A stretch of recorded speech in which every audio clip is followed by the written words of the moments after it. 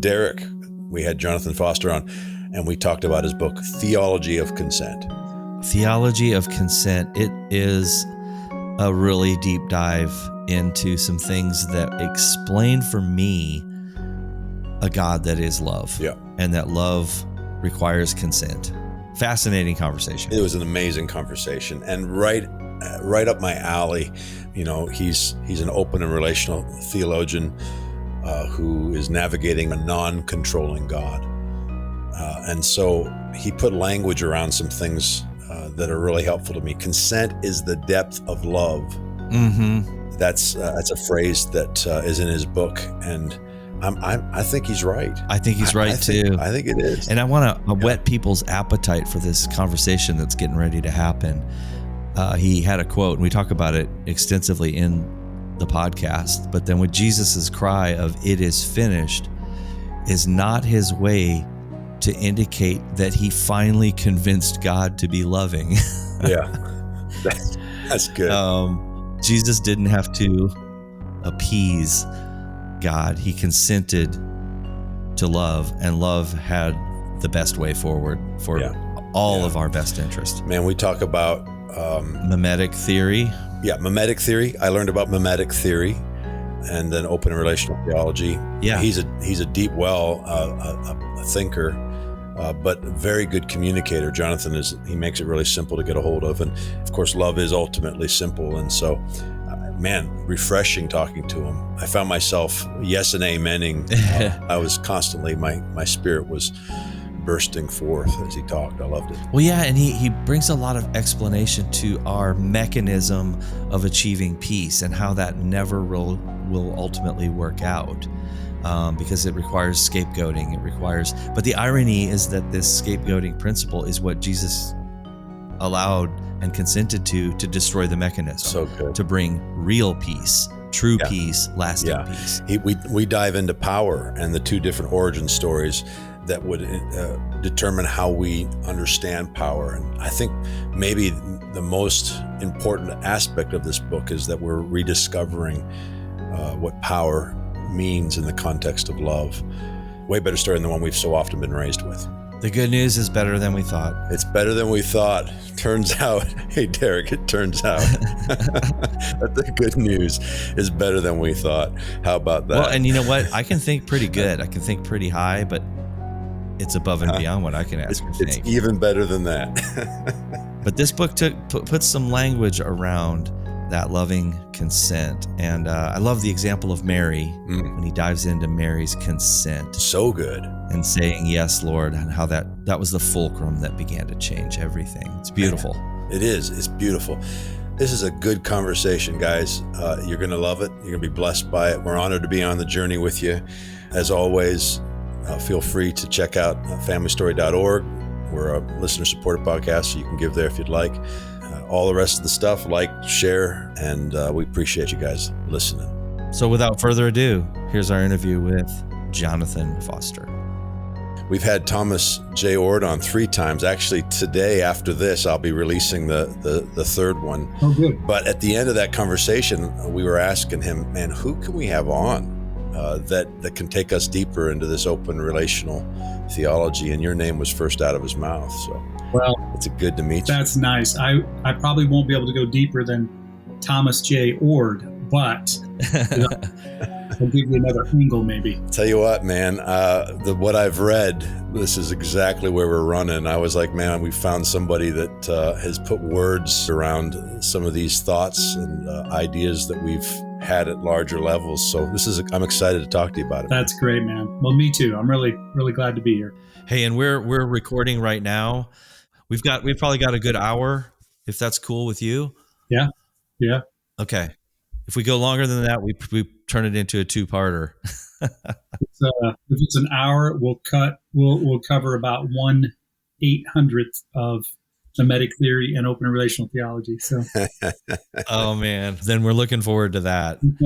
Where are you out of? Just as we get to know each other a little bit here. So I'm in Kansas City. Okay.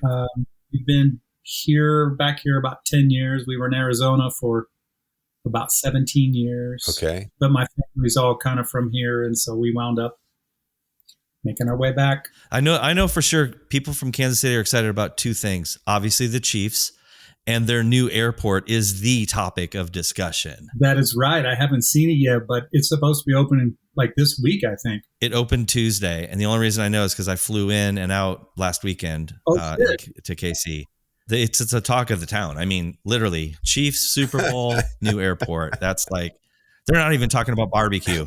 They've abandoned barbecue for these two other new topics, apparently. And that's if barbecue's being abandoned. That's intense. No kidding. Yeah, no, they're still famous for it. We love it.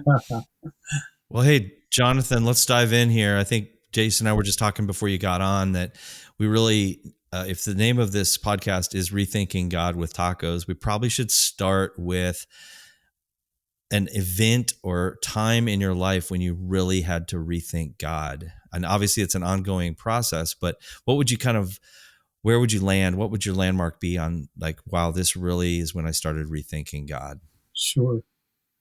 Do you ask if we rethink tacos too, or is it just? We definitely rethink tacos. We'll get there. We'll get there. Yeah, we'll definitely get there. I only think good things about tacos. I just never met a taco I don't like, so I'm good. Yeah. Okay. So rethinking God. Oh my word! In one way, probably like all of us, it's been going on my whole life. Even though for a great deal of that time, I didn't realize it was going on. But contexts change, and things change in the world, and it requires you, or invites you, maybe is a better word, right, to reapproach these really huge topics, including God. So I was processing it, and it was kind of picking up speed. Sure. 2012, 13, 14, somewhere in there, but and not to go intense too quick. So I apologize, because this sometimes sucks the air out of the room. But in 2015, our oldest daughter was killed in a car wreck. Man. So that was New Year's Day, 2015. Our church plant was about a year old, was full of a lot of her friends from college, and my partner and our two boys, and nephews and nieces. And it was just unbelievable. I mean, it's actually 98 months to the day today ago that happened, and I can't quite wrap my brain around it. No. So how old was she, Jonathan? She was 20. Yeah, she was 20 years old. Yeah, junior in college. Yeah. Wow. So sorry. Thank you. Yeah. So, yeah, that happened, and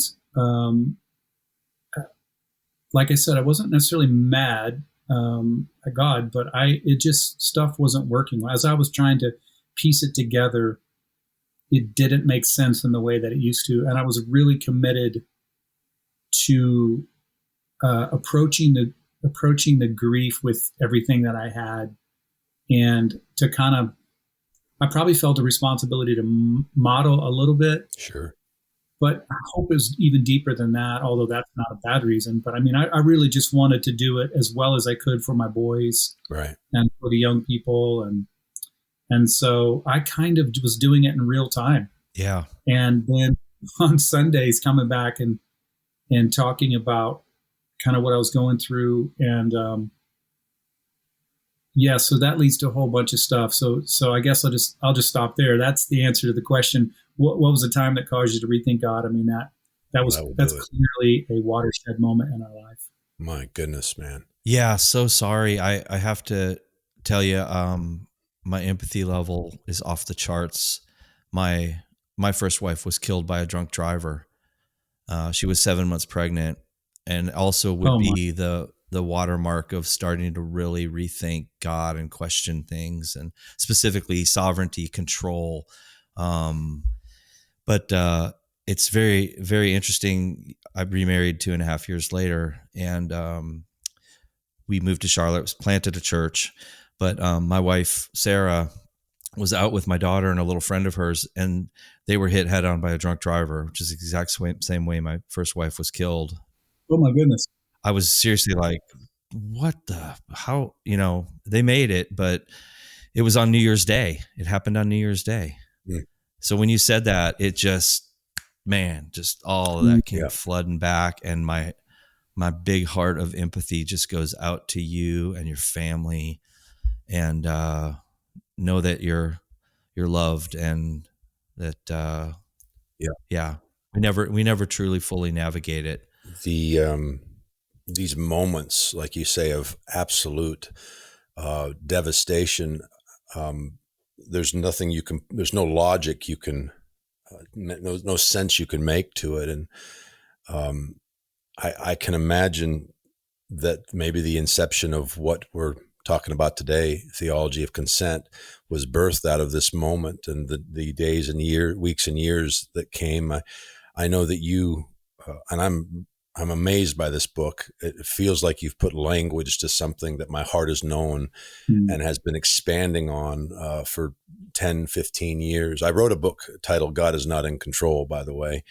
Nice. It is not an academic approach. It is I'm a relational guy, very relational approach, but it's attempting to navigate the understanding of the two narratives, or as you say, the two origin stories.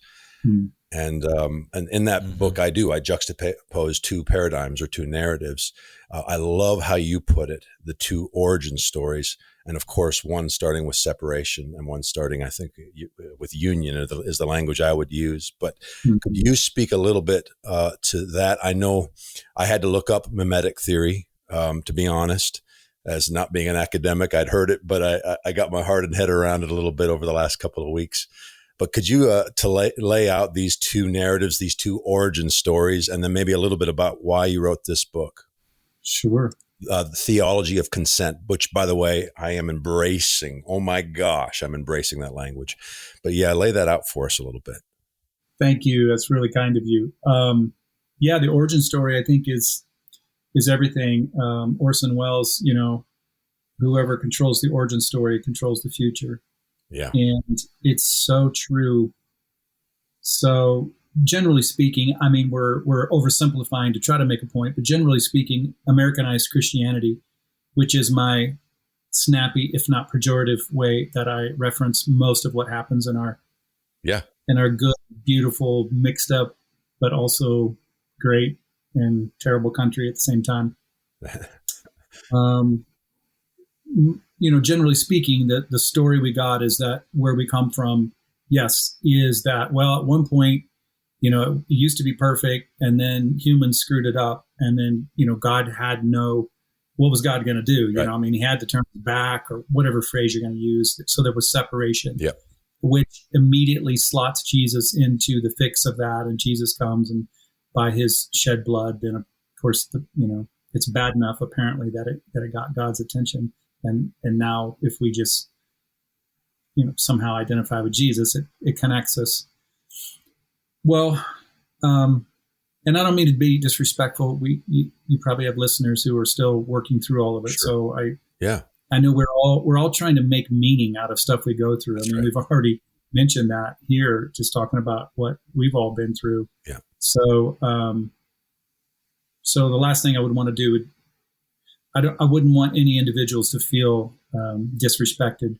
I'm totally fine with disrespecting the systems that have put us in the absurd position to imagine or actually co-opt our imagination to such a degree that we can't imagine anything else besides a God who's upset and would turn his back and would actually be separate from us. Yeah.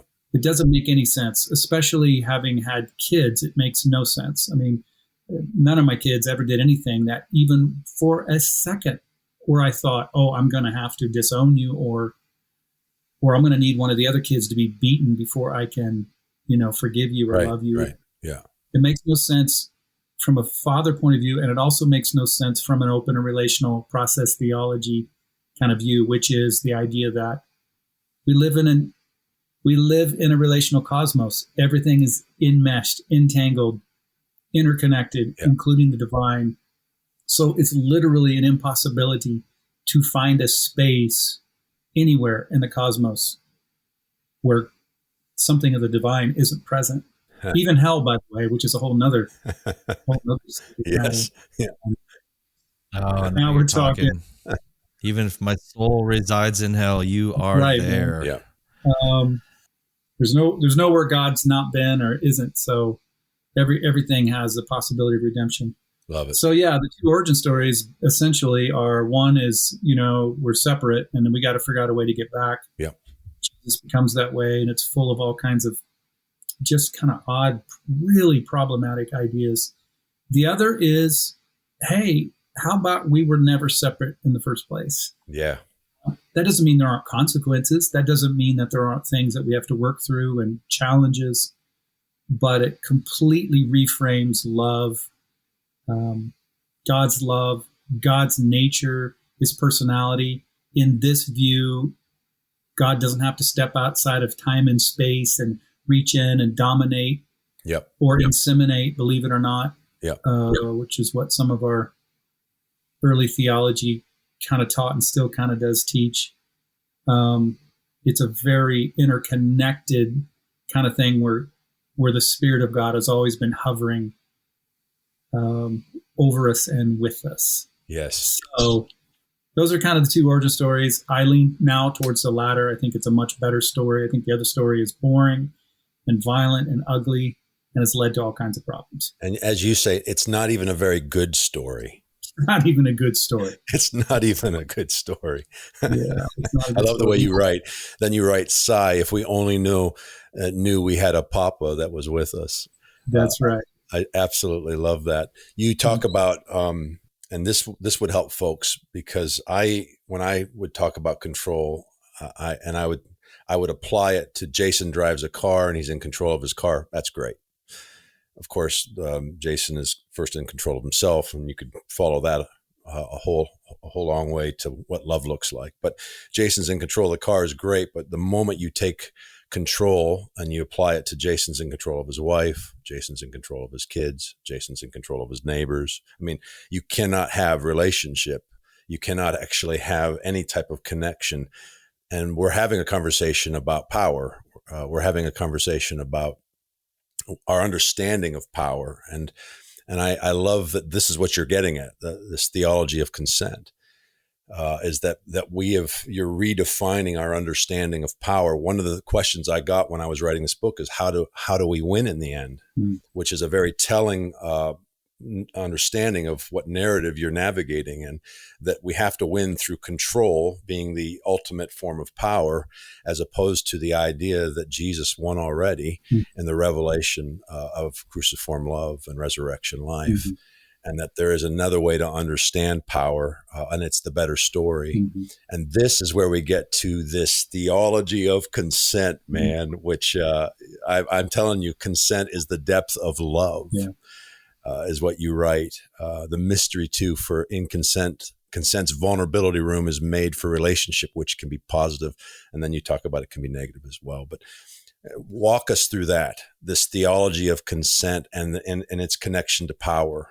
And that rethinking of power through other-centered, self-giving love. Yes. Am I setting you up well? Am I doing okay? Great. You're doing great. There's 100 different things to talk about, so it's hard to. Sure. It's always hard to narrow it down. So theology. First of all, I should say, for those who care about such things, that Simone Weil, who was a French thinker about 100 years ago, she wrote a little essay called The Theology of Consent. So I kind of found out about that fairly late in the game. I'd already fallen in love with this title and the idea, but I just point out that mine is not the theology. It's just theology of consent. So if you're looking for the theology, you should probably read Simone Weil. But she has some really fantastic stuff to talk about with respect to consent. And also for people who like Brad Jerzak, he's done a ton of work on this. And so his stuff is really in line with that too. Yeah. We love Brad. We've had him on. I think Brad didn't he do a PhD on Simone Weil? He did. I believe. That's right. So I just sort of back up a little bit. Yeah, I just keep thinking that probably the best thing that I can think about God, like I don't know for sure. We don't know any of this for sure, but I think that what I think is that the best thing we could say about God is that God is love, which is biblical, by the way, too. And That's right. if God is love, I think the fundamental characteristic of love is consent. I think the whole cosmos might revolve around consent. And the more I kept playing with it, because mimetic theory, which I'm sure we'll talk about in a little bit, and open relational theology, both of them kept leading me down these certain paths that kept intersecting at times. And one of them that kept coming up was this. At first, I wasn't thinking of the word consent, but I realized after a while that it was. And Right. I found it just to be a really beautiful thing. And I remember specifically one day thinking about Mary. You know, I grew up Protestant, so we didn't spend a lot of time diving into Mary's, you know, who she was. But Right. the older I've gotten, the more impressed I've become with her. And I remember a couple of years just thinking about, basically, this is not anything novel. I'm sure you guys thought about it too, but it hit me that how bad the story would have been if the gospel writer hadn't included the idea that Mary said, "Let it be." Like if that story had just been, Yeah. God can step in and do whatever he wants. Think about how terrible. I mean, it's basically, you know, talk about capital O, omnipotent, masculine power dominating. Yeah. Yeah. It's a terrible story. But in just that little phrase, "let it be," she becomes, and as I meditated on it, the word fulcrum came to my mind. She becomes the fulcrum becomes this thing that leverages. It's able to leverage. God's able to leverage that, or I don't even like that word. But to somehow work in the middle of all that to create so much change. It's all based on consent. And then I thought, well, maybe that's the way it always is. Maybe the whole cosmos revolves around consent. And I suspect that might be true, from the smallest quarks and atoms to the largest galaxies. I'm guessing that love, like gravity, kind of works through all of it and is constantly invisibly influencing, but can't control, can't make it a particular way, but has so much strength. And so I just fell in love with that concept. And it's funny because, you know, 3 years working on the book, the dissertation, which is now the book, I'm still trying to come up with the right language, remember what I wrote and remember how it works. But I find that to be so much more beautiful and interesting. And the last thing I'll say, sorry, because I'm rambling probably, but you alluded to the end and where love's going. And of course, my first thought is, you know, I'm not sure, me personally, that there is an end. There's always stuff that's coming to an end. So eschatological thinking is about endings, really, and about edges rather than just this one end. So love is always working at those edges and helping us to let go of stuff and to step into new things. And so love will be with us in the end and in all the endings after that. And it was there in the beginning and before that. Yeah, that's right. That's right. It's so good. Yeah. And love became one of us to rescue all of us. That's it. It's great, man. That's really beautiful. I want to reference something right at the beginning of your book. You basically give the punchline away. In fact, you said it in this statement. You know, we're only here at the onset, and I've given the punchline away. And yet, maybe there is hope, for in this extraordinary revelation, it's possible that all of us will be arrested with questions about how this came to be. How did the worst news that the divine needs death become the good news of Christianity? I think it's possible that our excursions into mimetic theory and open and relational theology will offer answers to this question. They may offer up even more questions, for it seems the most compelling answers, I love this, always has secret gardens. Yep, that's awesome. Yeah, because prior to that, you were just talking about, you know, God did not need victimization and death of Jesus. He doesn't need the victimization and this whole concept of, you know, rejection, ostracizing, shunning, shaming, othering of anyone.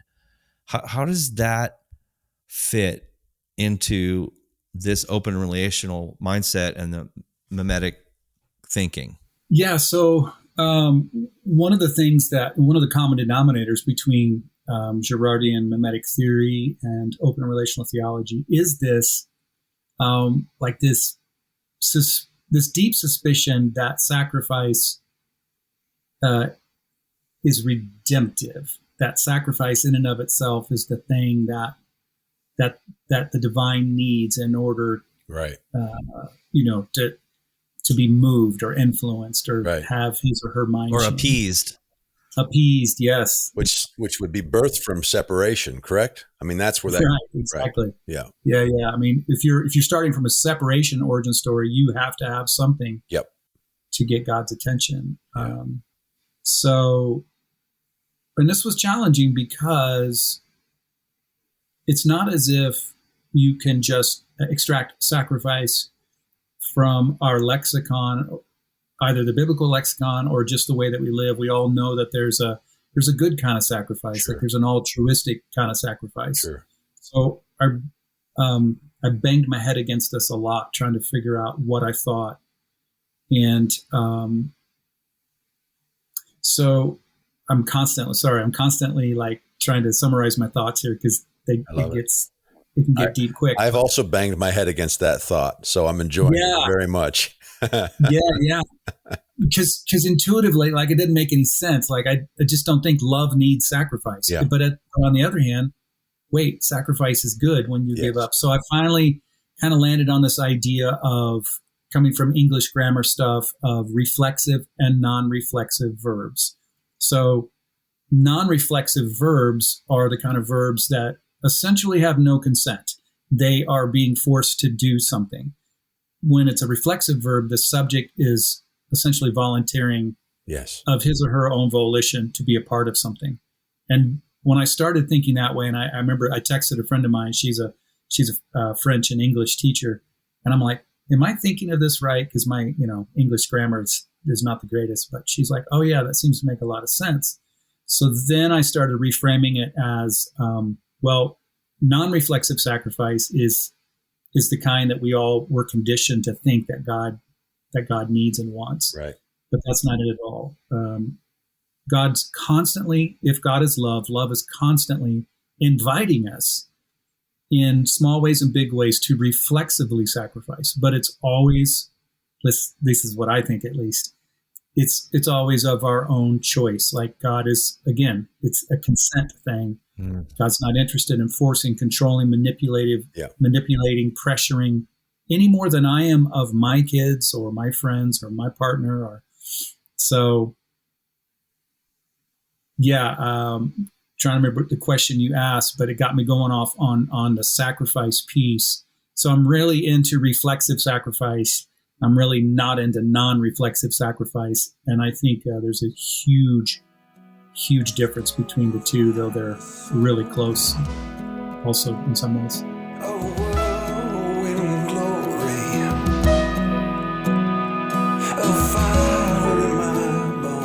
Guys, the book is out, Leaving and Finding Jesus. I'm so excited about it. In this book, we trade a punishing God for reconciling love.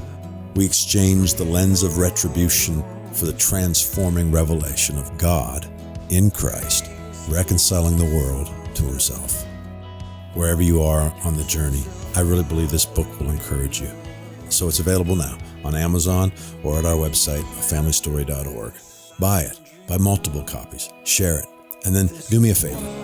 If it's blessed you, write a review on Amazon. Guys, I'm so thankful for you.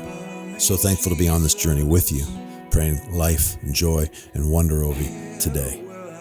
All right, let's get back to the podcast.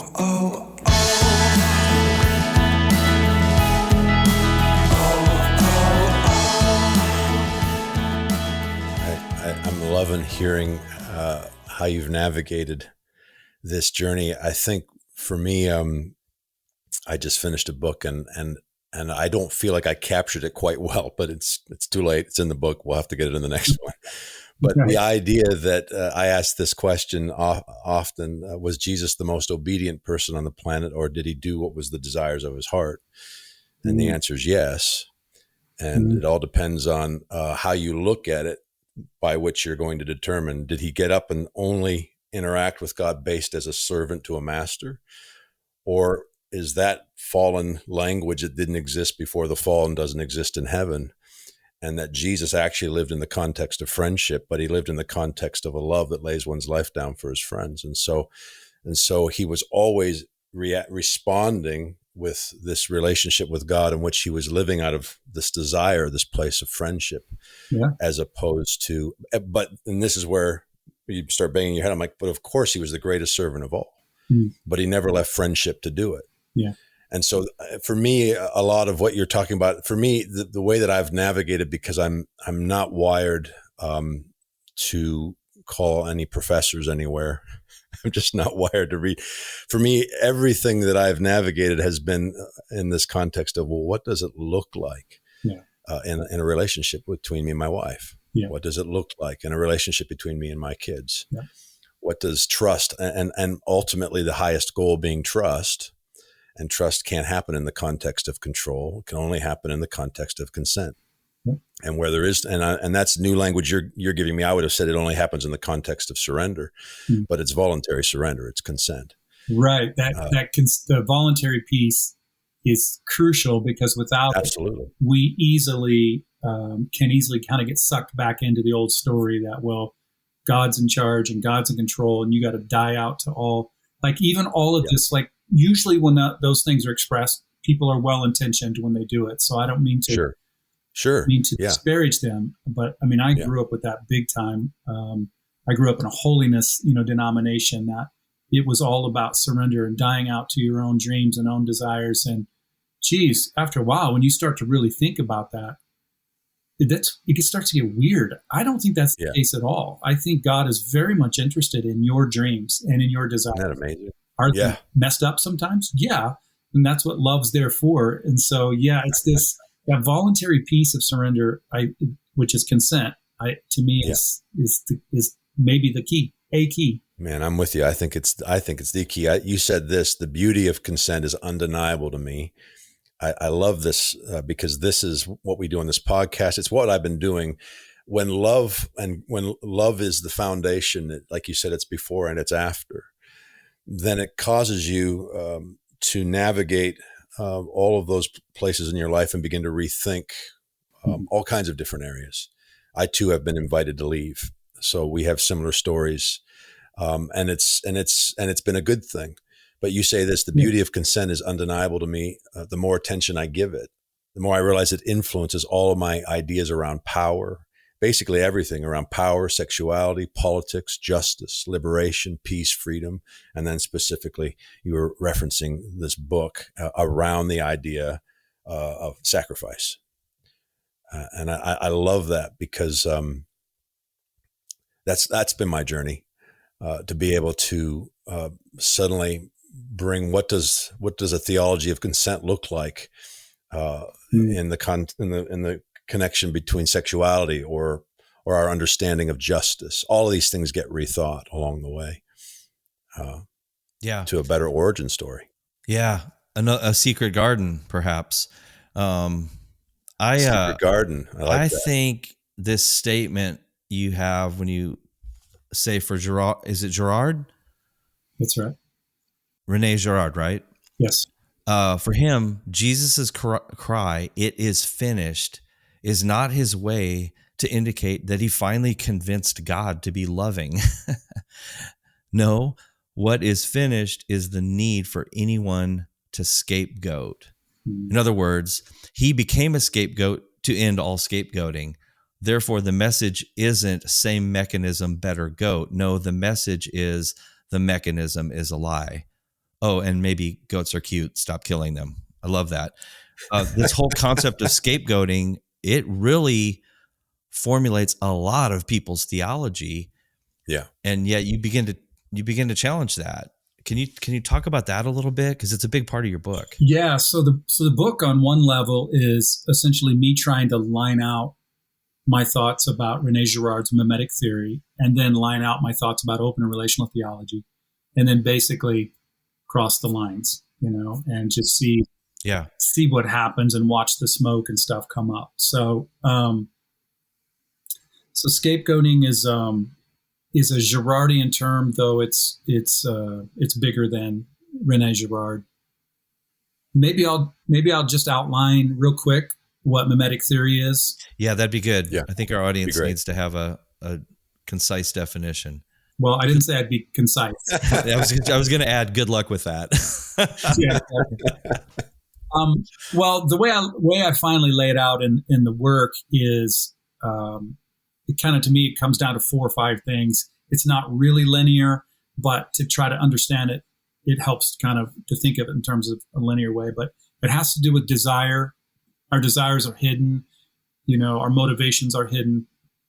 And so our desires lead to imitating others because we live in a relational cosmos. None of us, appear out of nowhere, come from a vacuum. Vacuum is not even right. I mean, there is no such thing as an individual thing, which led Girard and some of his colleagues to coin the term interdividual. So my desires are being influenced by your guys' desires and vice versa. And so we began to want kind of the same things. And so for Girard, desire leads to imitation, which then inevitably leads to conflict.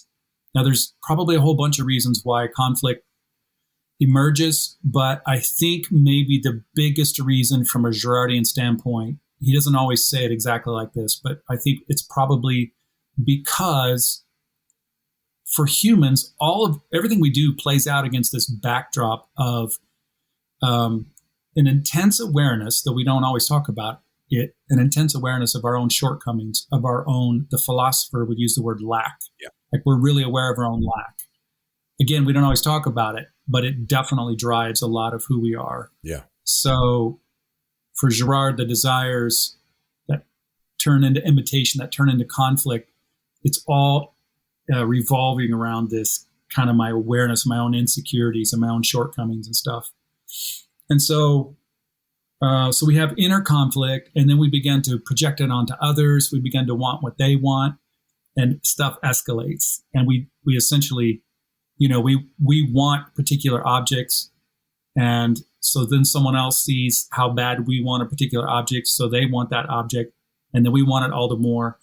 Our entire marketing industry is built upon this. Sure. People don't, the car commercial doesn't tell you what kind of car you want to drive. They tell you what kind of car your model drives. Right. Which then encourages you to desire the desire of your model. Of course, your model is a real live human being, and he or she, is at home at night watching car commercials too, or reading magazines or movies or whatever. Yeah. And they're desiring. So the marketing people know this really well, whether or not they know Girard specifically. But so what it does is it serves to drive the value of the object up. At the same time, it drives our own insecurities up, because we can never quite get the thing that releases the tension of our lack. Yeah. So I'm fast forwarding through a bunch of stuff, but desire leads to imitation, leads to conflict. So conflict grows and grows and grows. And what Girard discovered, or maybe uncovered, is unbelievably brilliant. And the way he did it was brilliant, because he didn't set out to do this. He began to discover certain shared values of some of our greatest novelists, like Proust and Shakespeare and Dostoevsky and others. And he began to see some of the psychological insight that they were bringing to play about all of this. And then later he begins to compare that with some of his anthropology work. And then later he begins to see it in stuff like mirror neurons. And then later he begins to realize the veracity of the Bible and the Hebrew story, and how the scriptures might be relaying all this. But what he says is basically at the edge of the disaster, right before we go to blows, because of all this conflict and all this chaos, although it should be said, sometimes we do go over the edge of the cliff into chaos. But more often than not, at the last moment, as everyone's pointing their finger and trying to offload all their projection, all their tension and anxiety and antagonism, and blame the other person, everyone, the community kind of comes together and agrees together to point their finger at one person or at one group. Right. And so it's a unification process. And truly, there's nothing more powerful in the world than when a group of people become unified about something, for good or for bad. Sure. And so the group goes from everyone pointing their fingers at everyone to suddenly, for a variety of different reasons that we could get into if we wanted to, some of which are impossible to figure out. Some might have a bit of a formula to it. But everyone decides to point the finger at the one. So for Girard, it's unanimity minus one, because there's always one left out. Right. And so then... And that's the scapegoat. That's the scapegoat. Right. And so the scapegoat becomes, it's an offloading of the animosities born of our own sins, if I can use that word, our own antagonism, onto the backs of others. And then when we see our problems in someone else, it justifies our punishing them. And then we kill them, we crucify them, we murder them, we lynch them, we throw them in the volcano. Good Lord, we cancel them. Sure. Exactly. The list is endless. Yeah. The list is endless. Yeah. So that's scapegoating, and it brings us, what's crazy about it is that it kind of works, and it brings a sense of peace to the community. And of course, the peace never lasts. Sure. That's the trick. That's the thing that's so sinister about it, because sooner or later the antagonism builds back up, which so then we just enter back into the mechanism. I am actually trying to answer your question. It's not the same mechanism, better goat. The mechanism is a lie. So we enter back into the mechanism again, and we sequence all of it again: desire, imitation, conflict, back into scapegoating, and we're at the edge again, and we're like, well, we may not say these words, but essentially we're like, well, what worked last time?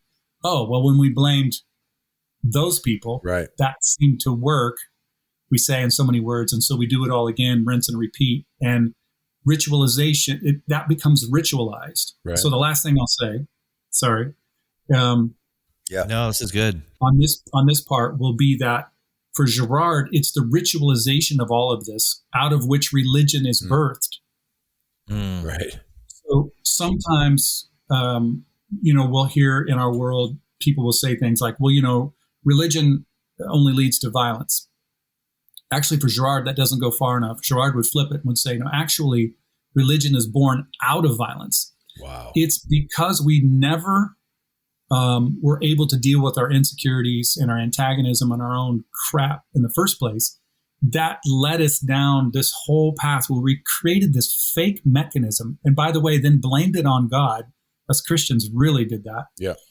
That God would need all this in order to reconnect us to God, because we can't deal with the violence. And so for me, different Girardians will try to kind of rectify the problem in different ways. But for me, it goes back to what we've already established, and that is we were never separate in the first place. And that this lack that we all feel is not indicative that we're bad or sinful or going to hell or wrong. It's just a part of what it means to be human. Wow. Yeah. Man. Doesn't mean that we work on some stuff. We got to work on some stuff, and love invites us to reflexively sacrifice in order to do that. But if we just do that, we don't have to create this mechanism. And I think a part of what Jesus was trying to do was reveal the lie of the whole mechanism. What I see in Jesus is, and you see it over, and we talk about it here a lot, over and over again, one narrative clashing with another. And a lot of what you're sharing right now reminds me of the rich young ruler who shows up with Jesus and essentially says, I'm from this origin story, and I've done all the stuff. So Jesus says, well, have you done all these things? He gives him a bunch of lists. Have you done this? Have you done that? And the guy, yep, I've done it all. And then he says what you're talking about, which is what you come to the conclusion of in that origin story. He literally says, I've done it all. And then says, what more am I lacking? Literally the language of lack. He literally responds with, I've done all the stuff from this origin story. And the conclusion is I'm still lacking. I'm still aware of my lack. To which, to me, what Jesus then responds with is, and I love this, is his response is, yeah, you're on the wrong road. Like you're in the wrong story. Mechanism. You're actually going to have to go get rid of all of your thinking, all of your stuff, and you're going to have to simply take up your cross, or however you want to think. You're going to have to come follow me. It's a whole different origin story, my friend. and you can't actually get there on the road you're traveling. It's you see that over and over and over with Jesus continually revealing a different origin story and confronting the one they're in. But lack, when you were talking about it, I was like, man, that word lack is the conclusion of that origin story. It's the vicious cycle of that origin story. You're never actually there. You never actually arrive. It's what we were told. My whole life was spent working toward a destination that I could never actually experience here and now. So when Jesus says on earth as it is in heaven, part of me goes, well, isn't that wonderful? I can't wait till I die, because that's not actually available here and now. What does it mean when he's actually saying on earth as it is in heaven? Maybe there's an invitation to rediscover our story. Well, and to quote my friend, I don't know, my good friend Jason Clark, you can't get there from here, because all it's ever going to do is going to produce a pseudo piece. That's it. That kicks the cycle over again. Mm-hmm. Yeah. And this statement that you made in your book, that God doesn't need victims, we do. God doesn't use violence to gain peace, we do. Wow. I had this thought a while back. I'll A/B test it with you guys, but that the only act of violence that would ever produce true justice was the cross. Wow. The only act of violence that would ever bring about an end to the mechanism and into the vicious cycle was the cross. Does that sound somewhat applicable here? I think so. And you write about wrath, Jonathan. I actually wrote it down. Can I see if I can find it real quick here? That wrath is on our end, essentially. Mm-hmm. That's whatever you're looking up. I'm going to respond to what Derek said, and yeah, please do. I think generally, I think that's the answer. So the only answer to violence is the cross. So I would just expand that by saying, that the only way to overcome violence is someone reflexively sacrificing, someone who decides to willingly pick up their cross and enter into the fray, knowing full well that they will probably be crucified. They will probably be killed. So as long as we keep that voluntary consent piece in it, that becomes the fulcrum that moves the cosmos to the next thing. That's good. I think that is the answer. And I think that's what Jesus is modeling for us. And you wrote it. Here it is. In love's consent. In love's consent, there's room for God to endure our wrath. This isn't God's wrath, it's ours. In love, God consents to the consequences of our choices, no more so than in Golgotha, which that was the line I was looking for. That's really God good. loves us so much. God loves us so much that he enters into it with us. And he's in open relational thinking, he's either not going to control or he can't control. So depending on kind of who let's talk about that a little bit. Let's talk about that. I really want to talk about that. Walk us through open relational. We've had Tom on, and we've loved talking with him. Share a little bit about how you've written about that. Yeah. So open and relational. Maybe I'll just give a quick elevator speech on it. I usually start by talking about the relationality part of it, which we've kind of already hinted at or talked about, and that is that everything is interconnected. We used to be like materialistic, substance based. I say we used to be. I mean, many of us still are in many ways. We kind of use this however we can to wield our own power and control. But as a species, for a long time, age of enlightenment and age of reasoning and all these kinds of things led us down this path of thinking that it was a substance-based universe, like mechanistic. Things were separate and they kind of worked on their own, clock-like. Well, over time, scientists, just kept realizing, and then especially with quantum physics in the last century, realizing that this is just not a viable way to look at things. That the power, like, for example, in an atom is not located in the proton or the electron and the neutron. The power is in the relationship between the three. And by the way those things relate to each other, I'm not a physicist, but here's my understanding. The way those things relate to each other are different under different circumstances. So it's this dynamic, non-static, constantly moving thing which is both really good and really bad.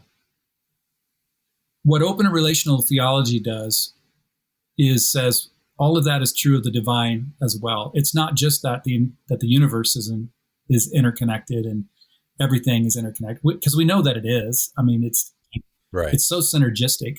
We breathe, and the trees give us air back to breathe. We give it carbon dioxide. Everything is symbiotic. So open relational theology says that God's in that mix too, in probably lots of ways we don't even understand, but certainly in some ways that we probably can understand, and flowing in the middle of all of us. It's a highly entangled thing we got going on here. Okay. So that's the relational piece. And so if God's in relationship with us, where I kind of usually go next is talk something along the lines of how healthy relationships work.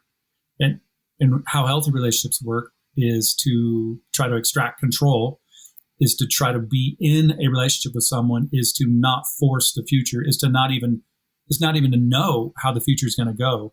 For me, love is highly intervolved with risk and vulnerability. If there is no risk and there's no vulnerability, to me, there's no love, because if you already know how the thing's going to go, I mean, there's what's the point? Right. You're just biding your time until it goes the way you knew it was going to go. So I think that might be true of God's relationship with us, that God is in a kind of relationship with us that really is a risky, vulnerable relationship. And because of that God doesn't know exactly how the future is going to go. The future is an unknown entity. And so therefore, no one knows how it's going to go. I tend to think that God's probably got some good ideas about how certain patterns are probably going to play out. Right. But I do not think that God knows every single little thing that's going to take place. And in fact, if I did think that, I wouldn't even be a follower of love. It doesn't make any sense to me. Right. So I think God's experiencing that. The way that I interpret it basically is that love never seeks to control. Right. Real, true love never seeks to control. And if that's the case, and there is an open future, then we're literally co-creating with God. Yeah. And that becomes the new mechanism, maybe, that, and did Jesus model this? Do we have, I have one thought I want to just interject, because how are you going to convince people that you're not a pantheist and basically God is the tree? First of all, maybe address that. And then second, if we look at the life of Jesus, there are times when this fully divine, fully human person didn't know who touched him. Right. So there's evidence even in our own scriptures that God in the flesh, the God that came to reconcile us in Jesus, didn't know who touched him. Had to ask questions. Right. Well, yeah. I mean, you're saying it right there. If you just take a look at Jesus, you realize there's a lot of stuff that doesn't quite match up to the way we were conditioned to think. Sometimes I say it this way: if you take the scriptures as a whole, or Jesus as a whole, or if you just look at Jesus, or if you look at the scriptures as a whole, there is a way to read it that would lead you to think that the future's already been predetermined. Indeed, a lot of people have. I just think it's not a healthy way to read it. And I think we're at a critical juncture in the life of our world, of humanity and the entire world. And now is the time to let the evolution sink in and let the change. It's uncomfortable. Sure. But to let it sink in, to help encourage us to begin to think, hopefully, healthier thoughts about power and control and consent, and how, if we, like you said, if we could get to the place where we honestly see us partnering with God and creating the future versus waiting for the thing to blow up or waiting for God to fix it, I think it's a much healthier way forward. It's a non-codependent way forward. This is how we raise our kids. Why wouldn't God want us to be raised and to grow up that way too? So sure, yeah. So yeah, I think Jesus models that. And then you said pantheism. Yeah, so I do I don't go into it in detail in the book, but I do have a short chapter on panentheism, and your listeners are probably aware of the difference. Pantheism is, God is reduced down into the thing, like to the tree or to the rock or whatever. Panentheism means that God is in the tree, but that the fullness of God can't be found in the tree. And so it's it's immanence, but also a transcendence at the same time. Yeah. And it's actually been a part of the Christian movement this whole time. It's just been a very minor voice. Sure. So I didn't even realize. I grew up Church of the Nazarene, which has roots with John Wesley, although a lot of Nazarenes don't realize that. But Wesley lays the groundwork for panentheistic thinking. He talks about the soul of the universe. And I love that language. I never knew that until a couple of years ago, even just working on this project. Yeah. Yeah. So that's a really important distinction. And the other thing I would just add, without getting too far off in the weeds, is that essentially anyone who really dives deep into Trinitarian thinking, they'll be invited sooner or later to delineate between pantheism and panentheism and to try to figure out the movement between the three and the one and us. And so it's super interesting stuff. But I get into it a little bit in the book, but I decided not, because that could be a whole dissertation in and of itself. So I'm getting new terms here. I grew up with Bono, and so it was really simple. I'm an artist, a songwriter, so God was obviously in the rock. Yeah, but I never thought God was the rock. Right. But it's really easy. My point is it's, as an artist, it's really easy to find it in language and to understand through poetry the difference. It's easy to delineate and value the nature of God in all things.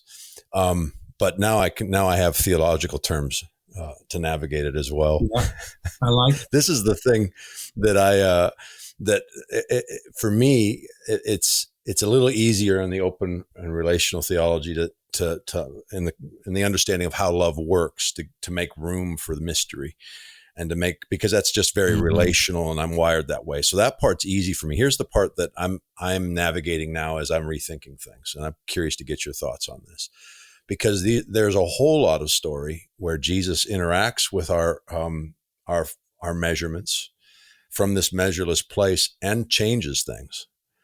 And so because I grew up in a charismatic world and healing was a part of our lives, and the prophetic was very much not just identity pouring in, the value of humanity, but actually, prophesying, about something in the future. As I've navigated and this is where I'm banging my head in some spots right now in my personal life. So we don't do this a lot necessarily here, but I'm navigating this place where I'm saying, okay, what is that? What is that? There's a power in love. You can call it, I know quantum physics can help understand some, but I'm trying to get my head and my heart around when Jesus did pray over a blind eye and it was healed, because I'm not leaving that. That's a part of a value that it's something that I want to see. I don't want to live from separation as though I'm desperate for this and God's moving on behalf of my sacrifice made to somehow make eyes. Like, I'm not there anymore, but I still am in this place where I'm like, man, what was happening when Jesus healed blind eyes? What was happening when the deaf could hear and the lame could walk? Do you have any thoughts there as you've navigated this open and relational journey? Yeah, well, probably the best thing would be to pick up one of Tom's books, because he's written on this a lot. Okay. So, what I hear you saying is, so there's something about prayer that I think still makes a difference. Right. Certainly Jesus lived that way, and I think that way too. But what I think is not but and what I think along with that is that's cool as long as we can just keep in mind that God's not going to force anything to happen. That it's all done in relationship. Some of the miracles that happen And this is what Tom's really good at. He'll run through a bunch of different biblical scenarios and begin to unpack and explain how that's possibly, even down to the resurrection, how that's possibly the cells of Jesus' body responding to love, the invitation of love. Love that. I'm not going to suggest that that any of us totally understand that. Sure. But I am so much more open to that than the old idea that, well, God just can randomly, arbitrarily just do whatever he wants. That sets us up for such an abusive, which is what we've had in many cases. It sets us up for such a hierarchical, top-down, abusive system. So I'm down with prayer changing things. I just don't think it. Don't think it changes it the way that I used to think it changes it. I think it involves. I'm with you.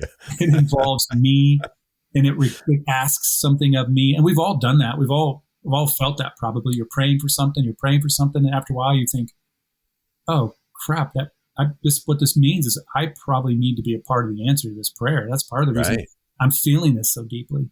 Right. Now, that doesn't explain how someone's eyesight gets healed, but I do think in even some of those stories that the person that's participating in the story is entering into it. So it's a relational, consensual thing. And so I think there's ways to unpack that still leave me with some questions, but I think are still way better than. Yes. And questions aren't bad. They're good. They're good to have. Yeah. And don't we see I that love that in the response of Jesus too, to some saying, hey, that was great faith. Your faith has made you whole. Right. It's your connection to that is what made this possible and made this event happen. The woman with the issue of blood. Wow. I love the idea of God is not in control. Jason obviously wrote the book about it, but not only that, but that because here's the alternative.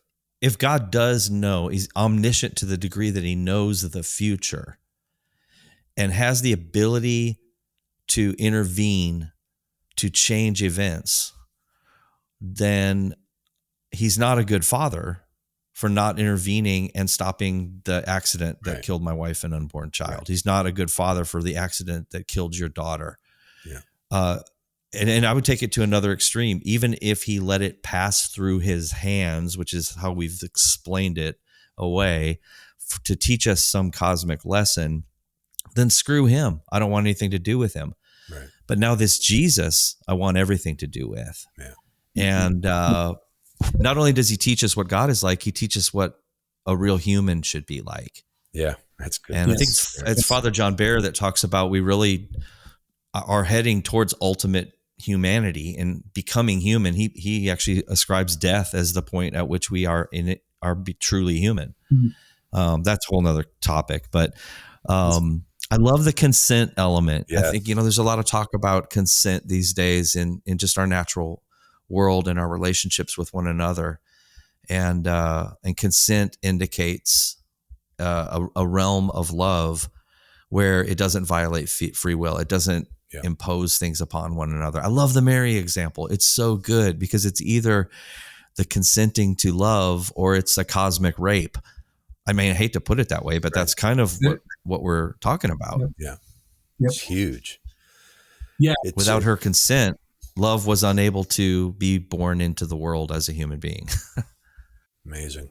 It is. It's so good. And a lot of what it does is it invites us to reimagine power. Yes. And for open and relational thinking. And I also think for Girardians who are open to it, Girard doesn't go here as much, but what it does is it helps me to see that there's a difference between authoritative power and relational power. Yeah. It's like the difference between the Incredible Hulk and Dorothy Day, Mother Teresa and Arnold Schwarzenegger, right? I mean, if one is authoritative, strength, power, that's the kind that we've been conditioned to think. But I think there's something deeper going on. It's relational power that is truly patient and enduring and will be with us forever and ever. Authoritative power comes and goes. It's useful sometimes, but a lot of times it's nasty and disgusting, and Yeah. it hasn't anything to do with Jesus. Yeah. Yeah. Relational power has everything to do with Jesus, and I'm down with that. Yep. I'm down with that. I love that. That is a very good place to be. I think it's a healthy place to live. Yeah, it's hard. It's harder. It's messier, but there's a lot more questions. There's mystery. Right. But I think it's I've broken it down often to this phrase: "I don't know, but He's good," and I've been able to live in that space. And really, what you're doing is, even in this book, helping bring clarity and understanding around the nature of His goodness, around the nature of love. Man, this is good. We've had you for over an hour. We haven't talked tacos. And I think we need to do that. I think there's probably some brilliant taco spaces in your neck of the woods. But let's hear it. What, you got a taco story, an experience? You're a taco guy, right? Yeah, I'm a longtime fajita guy, so that's pretty close. Okay. Yeah. We've had pivots like this before. We can handle it. Yeah, we can handle it. We had a fajita guy on a little while back. Yeah. If I had all the money that I'd spent on fajitas in my lifetime, I would have been able to pay for my degree from Northwind Seminary. Oh my gosh, I love that. That's a great connection. So beef, chicken, shrimp. What are the ingredients that are going into this fajita? I'm pretty boring, man. I'm a pretty bland Caucasian stomach guy. I don't even when I go to Haiti. I don't. My son is great. Both my boys are great about it. They love going down there and just eating all kinds of crazy stuff. And I'm a lightweight. So I usually go with chicken. But lately I've been doing more steak, and I don't like onions. So it's just pretty boring, man. It's like meat, a few veggies, some cheese. A little cilantro, some cilantro. I see. My son, he buys cilantro at the store, not me. He said I'm bland, but chips and salsa. Hey, let's redeem this story and just say that you're a purist. You are a purist. Yeah, that's right. There we go. Yes. That's right. The simpler, the better. I did not know my taco stories need to be redeemed, but yes, now that you... There's nothing complicated about this. It's that simple. It's really simple. Right. It shouldn't be complicated. Right. I'm a purist. I like it. Perfect. Jonathan, how do we find you online? How do folks find you and get a hold of this book? Sure. And I recommend it. Yeah, same. Thank you. Well, JonathanFosterOnline.com. Okay. That's the website. I'd love for people to jump on there. I've got some other books. If you don't know where to go, you can easily sign up for my newsletter, which is my Substack publication. So about once a week, I'll send that out. And I have a lot of fun with that. I like to think that my writing, it's serious writing that never takes itself too seriously. That's what I'd like to think. I actually love, I told my wife, because I don't do a lot of, if the book is straightforward theology, I don't make it far before my mind's off putting stories together around it. Yeah. But I said, Jonathan's a really good writer. He uses present day metaphor, all the stuff that you do. I write as well. So yeah. What are some of your other books? I have a book that some of your listeners might be interested in called The Reconstructionist. It's a play off deconstruction. So it's trying to give people a handle on essentially what I went through. I kind of quickly summarize the story after losing our daughter and how my faith kind of fell apart, but also I was not interested in just kicking it to the side. I was interested in reassembling it, reconstruction. Love that. So that was nice. That was with Choir Publishing. I got a little book called Questions About Sexuality that got me uninvited for my denomination. Okay. And just a few things like that. All right. So yeah. Twitter, all the time. Twitter, Facebook, anything like that? I'm not great at social media, but I try. I really try, but mostly it's Substack and Patreon and my website. And okay. Wonderful. Yeah. Honored to have you on, bro. Honored to talk with you a little bit. Jonathan, thank you so much. We really have enjoyed this, and I think everybody would benefit by going out and buying a copy of Theory of Consent. It's a really accessible book that deals with some really, really deep dive stuff, but you make it really accessible, and I love it. Yeah. Well, thank you. I really appreciate it. I love talking about it, and I love what you guys are doing. So I'm honored that we got to hang out today. Let's do it again. Yeah, absolutely. Absolutely. Yeah. Likewise. Hey guys, we're so glad that you are joining us. You can find me, Derek Turner, at rivercharlotte.com. That's my church. And I'm on all the social medias as Pastor Derek T, D-E-R-E-K, Pastor Derek T. I'm also on Twitter at Jason Clark Is. You can also go to afamilystory.org, and everything's there. If you sign up for our mailing list, we send out a weekly email that has articles, podcast information, and we also let you know about new books coming out or events that we're connected to. So like, share, retweet, and man, if you could write a review, it actually does something for the rankings. It makes does, it more available. So, but a 5-star review, of course. Yes. If you can't write a 5-star review or something, just don't even write a review. Don't worry about it. Yeah. It's kind of like if you can't say something nice, don't say anything at all. I like that, and then apply that to this podcast. Definitely. That's my motto. That's I like what it. I do. I love it. So love you guys. Appreciate you coming on the ride with us.